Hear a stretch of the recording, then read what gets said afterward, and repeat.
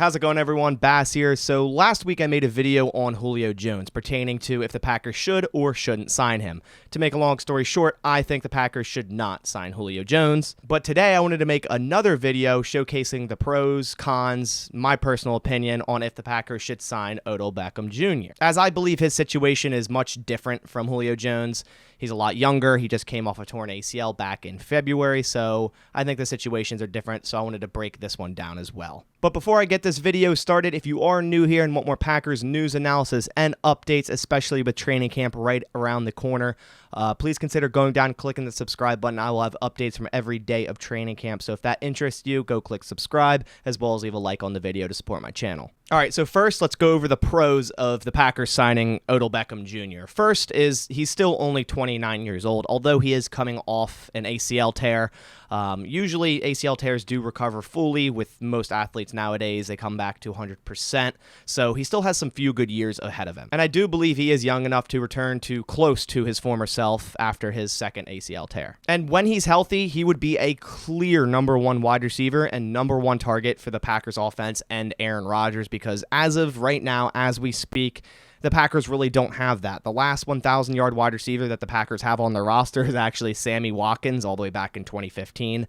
If you count someone who's actually been on the Packers for more than a few months, it's Randall Cobb in 2014, and Sammy Watkins hasn't even taken a snap in green and gold yet. When on the field, Odell would have most of the focus of the defense. He'd be double-teamed more often than any of our other wide receivers, allowing our other wide receivers and the younger guys to get more one-on-one chances. He's also extremely talented. He's been a 1,000-yard wide receiver 5 times in his career, and most recently in 2019. More importantly, since Odell likely wouldn't be back until midway through the season, he would provide a really big spark for the Packers late in the season and also going into the playoffs. Also, Aaron Rodgers has seemingly been friends with Odell for a while now, and they would likely have a pretty good connection pretty quickly. Odell even commented on a Packers Instagram post tagging Aaron Rodgers, so it seems it's definitely mutual. And unlike Julio Jones, by the time Odell Beckham would be ready and activated to the 53-man roster, the Packers will kind of already know what they have with their wide receivers. Injuries may occur, players may not play well up to their standards. They'll kind of already have a good grasp on how their wide receiver room's playing up until week 8, week 9, or whenever Odell does return. And the Packers would likely have a plan to incorporate him very quickly into the offense. And lastly, Odell really shined last postseason with the Rams. He had 21 catches, 288 yards, and 2 touchdowns in just over 3 games. So he was really impressive in the offseason, and that's clearly what the Packers need. All right, so now let's go over the cons for the Green Bay Packers signing Odell Beckham Jr. First on this list, and most important, is injuries. I think everyone is thinking this at this point. It's his second ACL tear in the NFL, and although players are more likely to come back 100%, he only had 537 yards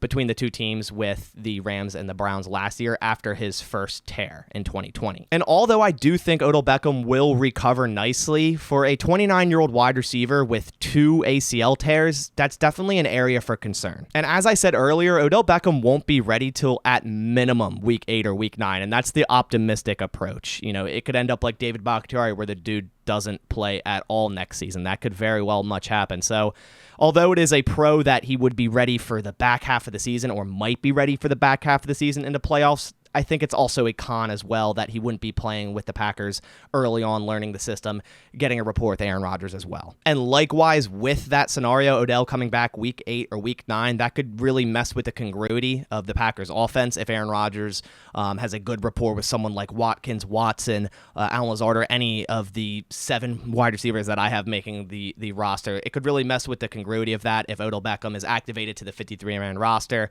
and thrown right into the mix, taking snaps away from other wide receivers. And I have this same con for Julio Jones. You know, signing Odell Beckham will take snaps away from the younger wide receivers and really stunt their growth. And it being midway through the season, that could take snaps away from the young wide receivers that have been potentially improving halfway through the season. And although Odell Beckham, if signed tomorrow, would likely start on the PUP list and not count towards the 53-man roster, when he was ready to be activated, that means the Packers have to cut a player to activate him. If it was week 7, week 8, whatever it may be.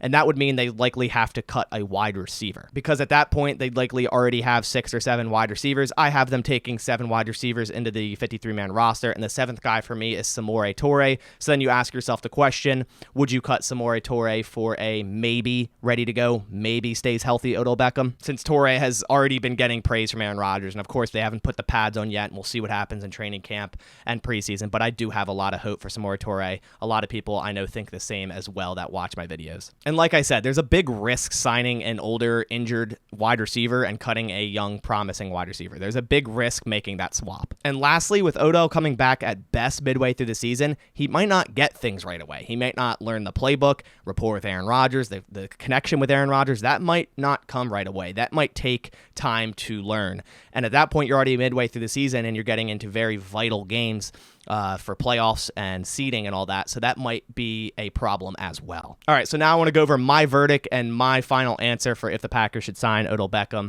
And overall, I do believe Odell would be a really nice boost come playoff time, but that's all he would be in my eyes. I just don't see Odell jumping in week 8 or week 9 and right away becoming the guy. At that point, Aaron would likely have already formed deeper connections with guys like Allen Lazard, Sammy Watkins, and Christian Watson, so he would still likely go those guys' ways over Odell. I don't like the Packers cutting any of their 7 wide receivers that I have making the 53. I think they already have enough talent in the wide receiver room. But I will say this. Come week 4 or week 5, after we get a good sense of things, sense of the offense, sense of the wide receiver room, if Odell is still a free agent and some of the Packers wide receivers are struggling, Aaron Rodgers can't find rapport with some of the guys, or someone gets hurt like Sammy Watkins, which we've seen in the past in his career, I'm all for signing Odell. But that would have to be the only circumstance for me for the Packers signing Odell Beckham. I don't really like the idea of carrying him on the PUP through the first half of the season if they were to sign him earlier. And I do believe he would be a cheap signing at that point, near vet minimum, and the Packers do currently have around $16 million in cap space. So my final answer is this. I do not think the Packers should sign Odell Beckham right now, as it really doesn't do much other than mess with the confidence of young wide receivers. I would say let it play out, and if the Packers don't have a true number 1 wide receiver by the time Odell Beckham's ready to go, or they get a significant injury, then yes, sign him. But until that contingency does or doesn't come true, I think the Packers should stick with what they have. But I want to know what you guys think. Do you agree with me? Do you think the Packers should sign Odell Beckham now, or do you think they should just not sign him at all no matter what? Just leave that down in the comments below. But that about does it for this video. I do want to give a quick shout out to a new Patreon user, Jeb Johnson, over on patreon.com. If you want to go check that out, I have a bunch of cool roles and tiers to sign up for and support my channel, and I have a lot of fun things planned on Patreon, so if you want to go check that out, the link is down in the description. But that about does it for this one. Catch you on the next one. As always, go Pack Go.